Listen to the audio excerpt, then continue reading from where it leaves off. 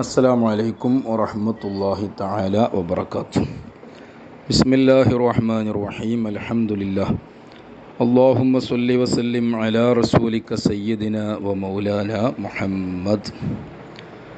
പരിശുദ്ധമായ ഹദ്ദാദ് റാത്തീബുമായി ബന്ധപ്പെട്ട ഒരുപാട് മഹത്വങ്ങളും മനസ്സിലാക്കേണ്ട വിഷയങ്ങളും കഴിഞ്ഞ ക്ലാസ്സുകളിലൂടെ നാം പറഞ്ഞു.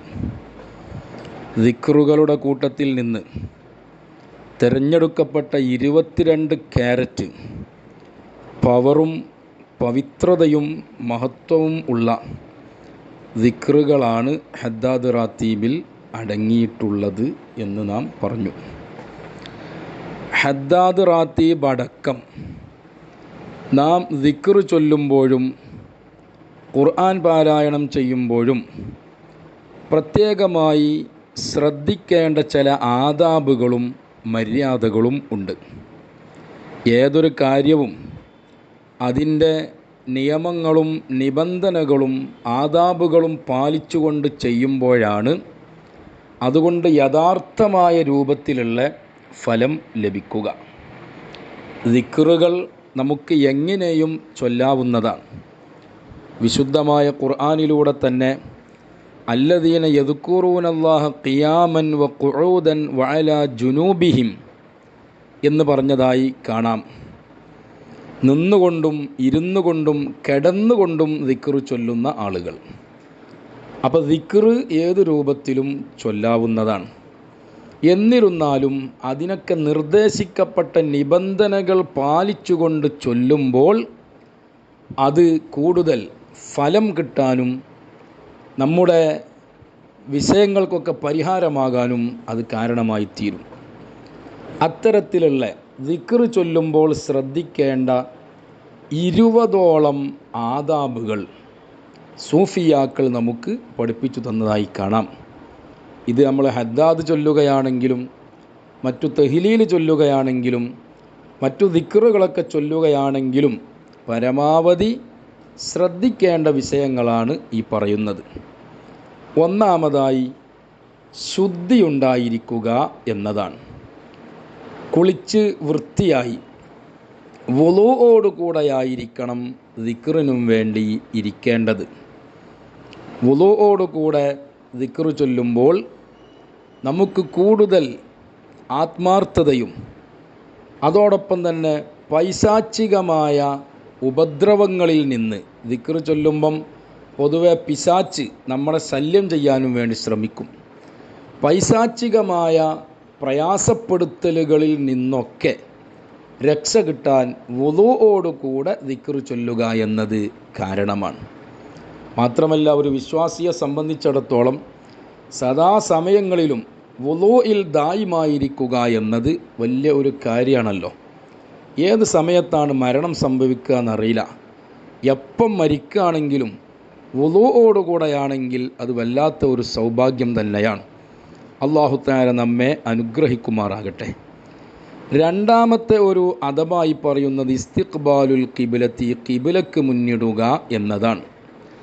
ഖിബ്ലക്ക് നേരെ നിന്നുകൊണ്ട് അല്ലെങ്കിൽ ഇരുന്നു കൊണ്ട് ദിക്റ് ചൊല്ലുക, അതും ശ്രദ്ധിക്കേണ്ട ഒരു വിഷയം തന്നെയാണ്. അതുപോലെ തന്നെ യസ്തമിദ്ദ ബി ഖൽബിഹി ഇൻദ ശുറൂഇഹി ബി ഹിമ്മത്തിൻ, നല്ല പ്രതീക്ഷയോടുകൂടെയും മനക്കരുത്തോടുകൂടെയുമായിരിക്കണം ദിക്റിൽ പ്രവേശിക്കേണ്ടത്. ഉറക്കം തൂങ്ങി മടിയനായിക്കൊണ്ട് പെട്ടെന്ന് തീർന്നു കിട്ടിയാൽ മതിയായിരുന്നു, ഇങ്ങനെ മനസ്സിന് ഒരു ഭാരമായും പ്രയാസമായും ദിക്ർ തുടങ്ങുന്നതിന് പകരം നല്ല ഹിമ്മത്തോടുകൂടെ പ്രതീക്ഷയോടുകൂടെ മനക്കരുത്തോടുകൂടെയായിരിക്കണം അതിലേക്ക് പ്രവേശിക്കേണ്ടത്. അതിനുള്ള ഒരു കാരണമാണ് വുളൂഓടുകൂടെ ഇതിൽ പ്രവേശിക്കുക എന്നുള്ളത്. കാരണം എന്താ, വുളൂ ചെയ്യലോടുകൂടെ എല്ലാ അലസതകളും മടികളും അതിലൂടെ ഒഴിവാക്കപ്പെടുകയാണ്. മൂന്നാമതായി പറയുന്നത് അൽ ജുലൂസു അലാ മക്കാനിൻ ത്വാഹിരിൻ, വൃത്തിയുള്ള ശുദ്ധിയുള്ള സ്ഥലം ദിക്റ് ചൊല്ലാനും വേണ്ടി തിരഞ്ഞെടുക്കുക. നജസുള്ള സ്ഥലങ്ങൾ, അതുപോലെ തന്നെ അഴുക്കായി കിടക്കുന്ന സ്ഥലങ്ങൾ, ഇതൊന്നും അല്ലാതെ നല്ല ശുദ്ധിയും വൃത്തിയുമുള്ള സ്ഥലത്ത് വെച്ചുകൊണ്ടായിരിക്കുക ദിക്റ് ചൊല്ലേണ്ടത്. അതുപോലെ തന്നെ ദിക്ർ ചൊല്ലുന്ന സ്ഥലം നല്ല വാസനയുള്ള സ്ഥലങ്ങളായിരിക്കുക. സുഗന്ധങ്ങൾ ഉപയോഗിച്ചിട്ടോ മറ്റോ ഒക്കെ നല്ല സുഗന്ധമുള്ള നല്ല വാസനയുള്ള സ്ഥലം ആയിരിക്കുക. കാരണം എന്താ? ദിക്റിൻ്റെ മജ്ലിസുകൾ, ദിക്ർ ചൊല്ലപ്പെടുന്ന സ്ഥലങ്ങളിൽ റഹ്മത്തിൻ്റെ മലക്കുകൾ ധാരാളം ഉണ്ടാകും. നമ്മൾ അവരെ കാണുന്നില്ലെങ്കിലും നമ്മൾ ദിക്ർ ചൊല്ലുമ്പോൾ നമ്മുടെ കൂടെ, നമ്മുടെ അടുത്ത് ആ മലായിക്കത്ത് ഉണ്ടാകും. അതുപോലെ ജിന്നുകളിൽപ്പെട്ട മുഅ്മിനീങ്ങളായ നല്ല ജിന്നുകൾ അവരും നമ്മൾ ദിക്ർ ചൊല്ലുന്ന സ്ഥലത്ത് ഉണ്ടാകും. അപ്രകാരം തന്നെ മറ്റൊരു മര്യാദയായി പറയുന്നത് നല്ല വസ്ത്രം ധരിക്കുക എന്നതാണ്. ഇതൊക്കെ ദിക്ർ ചൊല്ലുമ്പോൾ പരമാവധി ശ്രദ്ധിക്കേണ്ട വിഷയമാണ്. ഈ രൂപത്തിലൊക്കെ മാത്രമേ ദിക്ർ ചൊല്ലാൻ പറ്റുള്ളൂ എന്നില്ല. ഇതൊക്കെ പാലിച്ചുകൊണ്ട് ദിക്ർ ചൊല്ലിയാൽ ആ ദിക്ർ കൊണ്ട് കൂടുതൽ ഫലം ലഭിക്കും. അതുപോലെ തന്നെ ഇഖ്ലാസ്, ഏതൊരു വിഷയത്തിലും ആത്മാർത്ഥത അനിവാര്യമാണ്. ഹദ്ദാദ് ചൊല്ലുകയാണെങ്കിലും ഞാൻ ഈ ഹദ്ദാദ് ചൊല്ലുന്നത് ഇത് എൻ്റെ ഉഖ്റവിയായ രക്ഷക്കും വിജയത്തിനും വേണ്ടിയാണ്. ഇതിലൂടെ എൻ്റെ ദുന്യവിയും ഉഖ്റവിയുമായ കാര്യങ്ങളൊക്കെ എനിക്ക് സാധിച്ചു കിട്ടണം, അള്ളാഹുവിൽ നിന്ന് പ്രതിഫലം കിട്ടാനും വേണ്ടി മാത്രമാണ് ഞാനിത് ചൊല്ലുന്നത്. ഈ ഒരു ഉദ്ദേശത്തോടു കൂടെ ആയിരിക്കണം അത് ചൊല്ലേണ്ടത്. നേരെ മറിച്ച് മറ്റുള്ളവർ എന്നെക്കുറിച്ച് എന്നും ഹദ്ദാദ് ചൊല്ലുന്ന ആളാണ്, പതിവാക്കുന്ന ആളാണ് എന്ന് എന്നെ മദ്ഹ് ചെയ്തുകൊണ്ട് പ്രകീർത്തിച്ചുകൊണ്ട് പറയാം. ആ ഉദ്ദേശത്തിലൊക്കെ ആകുമ്പോൾ നമ്മൾ ആ ചൊല്ലപ്പെടുന്ന ദിക്റുകൾക്ക് ഒരു ഫലവും കിട്ടൂല. അള്ളാഹുവിൽ നിന്ന് ഒരു നയാ പ്രതിഫലവും അതിലൂടെ നമുക്ക് അനുഭവിക്കാൻ കഴിയുകയില്ല. ഇത്തരം വിഷയങ്ങളൊക്കെ ഹദ്ദാദ് ചൊല്ലുന്ന സമയത്തും മറ്റു ദിക്റുകൾ ചൊല്ലുന്ന സമയത്തൊക്കെ നമ്മൾ പ്രത്യേകം ശ്രദ്ധിക്കേണ്ടതാണ്. അപ്രകാരം തന്നെ മനസ്സാന്നിധ്യത്തോടു കൂടെയായിരിക്കണം ദിക്ർ ചൊല്ലേണ്ടത്. മഹാനായ ഇമാം ഗസാലി റളിയല്ലാഹു അൻഹു ദിക്ർ ചൊല്ലുന്നതിനെ 3ആയി തരംതിരിച്ചത് കാണാം. ഒന്ന് ഖൽബ് കൊണ്ട് മാത്രം ചൊല്ലപ്പെടുന്ന ദിക്ർ, മനസ്സുകൊണ്ട് മാത്രം ഇങ്ങനെ ദിക്ർ ചൊല്ലുക. രണ്ടാമത്തത് നാവ് കൊണ്ട് മാത്രം ദിക്ർ ചൊല്ലുക.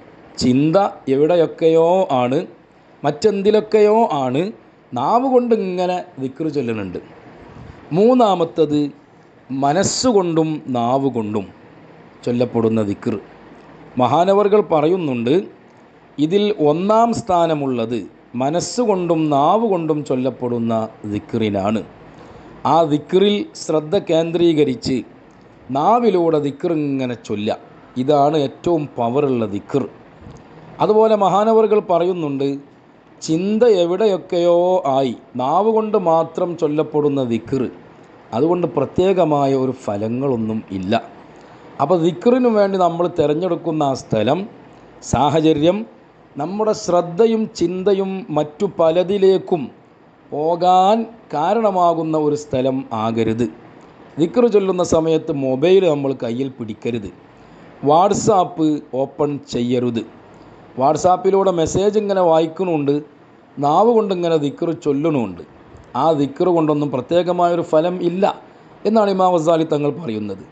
ദിക്ർ ചൊല്ലുന്ന ആ സമയം, ഇപ്പോൾ ഹദ്ദാദൊക്കെ ആണെങ്കിൽ പരമാവധി ഒരു 20 മിനിറ്റാണ് അതിന് ആവശ്യമായി വരിക.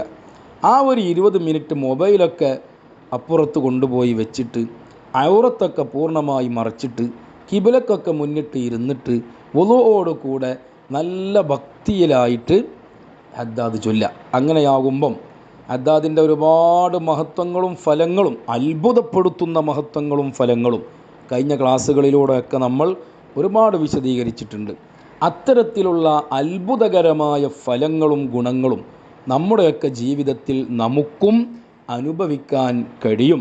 നേരെ മറിച്ച് നാവ് കൊണ്ട് മാത്രം ഇങ്ങനെ ചൊല്ലുക, ചിന്ത പലതിലേക്കും ശ്രദ്ധ പലതിലേക്കും ആകുമ്പോൾ ആ ദിക്ർ കൊണ്ട് പ്രത്യേകമായ ഫലങ്ങളൊന്നും നമുക്ക് അനുഭവിക്കാൻ കഴിയുകയില്ല. അല്ലാഹു സുബ്ഹാനഹു വ തആല ചൊല്ലുന്ന അമലുകളൊക്കെ കുറ്റമറ്റ രൂപത്തിൽ ചെയ്യാൻ നമ്മെ സഹായിക്കുമാറാകട്ടെ. അതിനാവശ്യമായ ആത്മാർത്ഥതയും തഖ്വയും ഭക്തിയും ഇഖ്ലാസും അല്ലാഹു നമുക്കൊക്കെ നൽകി അനുഗ്രഹിക്കുമാറാകട്ടെ. ഈ വിശുദ്ധമായ റജബ് മാസം കൊണ്ട് വിജയിക്കുന്ന നല്ലവരെ കൂട്ടത്തിൽ അള്ളാഹു നമ്മെല്ലാം ഉൾപ്പെടുത്തി അനുഗ്രഹിക്കുമാറാകട്ടെ. വആഖിറു ദഅവാന അനിൽ ഹംദുലില്ലാഹി റബ്ബിൽ ആലമീൻ. അസ്സലാമു അലൈക്കും വറഹ്മത്തുള്ളാഹി തആല വബറകാതുഹു.